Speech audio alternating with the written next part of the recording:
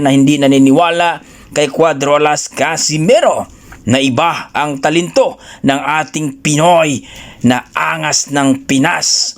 Isang round lang mga idol, tapos na ang laban.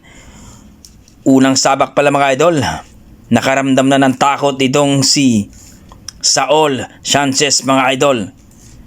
Knockdown kaagad. Pinakita ng ating pambato na si Cuadrolas Casimero mga idol ang tunay na monster.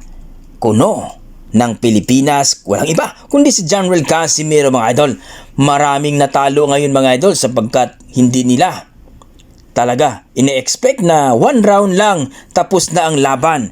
Ika nga mga idol, huwag mo sanang husgahan itong si Casimero sapagkat iba ang kalibre ng ating nag-isang angas ng Pinas. Imagine mo mga idol, isang taong hindi napalaban ang ating pambato